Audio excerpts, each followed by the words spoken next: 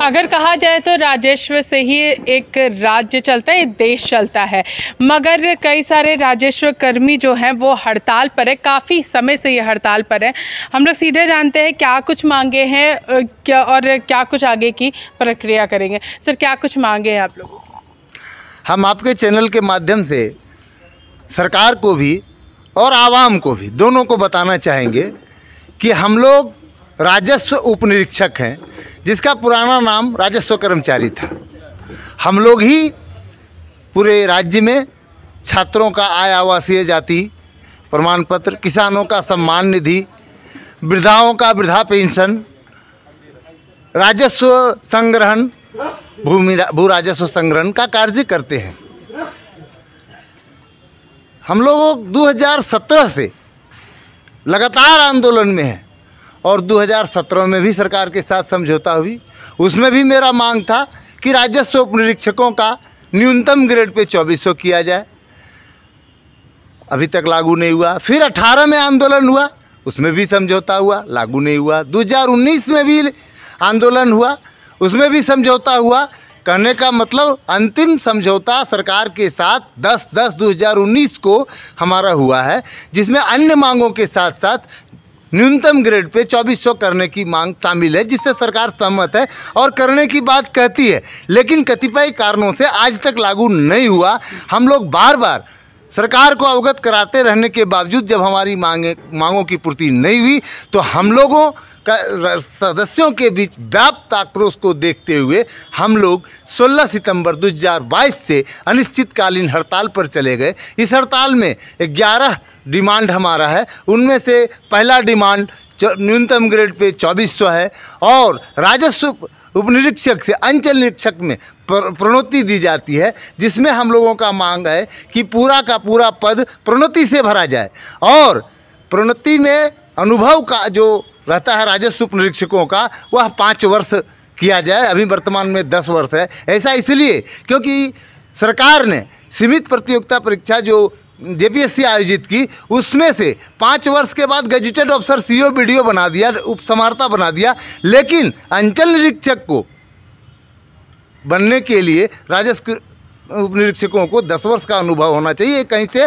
न्याय संगत और तर्क संगत नहीं लगता है, इसलिए एक वो मांग है। और हास्यास्पद बात यह है कि सारा काम हम लोग ऑनलाइन करते हैं और ऑनलाइन का कोई अपरेटस सरकार ने आज तक राजस्व निरीक्षकों को नहीं दिया।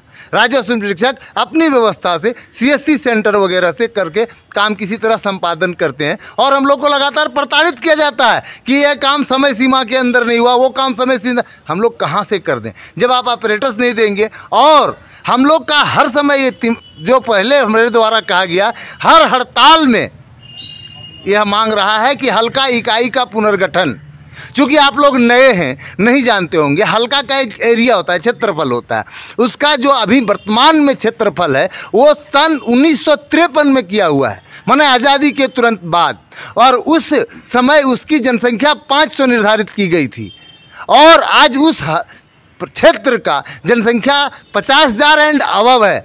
अब शहर क्षेत्र में देखेंगे तो उस हल्का में 1.5-2 लाख आदमी निवास करते हैं और उन सारी जनसंख्या का काम एक राजस्व उपनिरीक्षक करता है। आप इमेजिन कर सकते हैं, अंदाज लगा सकते हैं कि हमारा राजस्व उपनिरीक्षक कितना कार्य के बोझ से दबा हुआ है। इसलिए हमारा सरकार से मांग है कि आपने पंचायत को पुनर्गठित कर दिया, अंचल को पुनर्गठित कर दिया, जिला को पुनर्गठित कर दिया, कमिश्नरी को पुनर्गठित कर दिया, यहाँ तक कि राज्य का पुनर्गठन हो गया, लेकिन हल्का का क्षेत्रफल वहीं का वहीं। तो हम मानव हैं हुजूर, हम कोई रिमोट नहीं है। इसलिए इस बोझ से मुझे निजात दिलाने की कृपा की जाए और हल्का का पुनर्गठन किया जाए।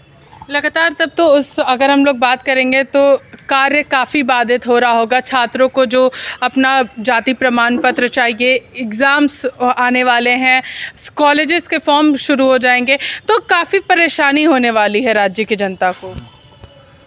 राज्य के जनता को होने वाली असुविधा के कारण हम अपने संगठन के तरफ से अनुरोध करना चाहेंगे कि हम अपने वाजिब और जायज़ मांगों को, जिस पर सरकार की सहमति तो बनी हुई है लेकिन देने से गुरेज कर रही है, इसलिए कृपया इस विषम परिस्थिति में जनता का सहयोग मुझे चाहिए। तो आप देख सकते हैं यहाँ पे काफ़ी संख्या में लोग यहाँ पर जितने भी कर्मचारी हो सभी लोग यहाँ पर आए हुए हैं और सभी इस आंदोलन में सितंबर से ही लगे हुए हैं, मगर इनको लेकर के अभी तक सरकार की ओर से कोई भी निर्णय नहीं लिए गए हैं, जिसके वजह से 11 सूत्री जो इनकी मांग है वो लेकर के ये सभी लोग यहाँ पर बैठे हुए हैं। तो कहीं ना कहीं कहा जा सकता है कि राज्य के जो जनता है, जो अभ्यर्थी है, उन लोगों को भी कहीं ना कहीं परेशानी होने वाली है। जो उनके जाति प्रमाण पत्र नहीं बन पाएंगे तो उसमें सभी कर्मचारियों ने सभी अभ्यर्थियों से आग्रह किया है कि हम लोगों को सहयोग करें इस परिस्थिति में, चूँकि हमारा सरकार के साथ लगातार वार्ता होता है मगर कहीं ना कहीं इन लोगों को छला जाता है।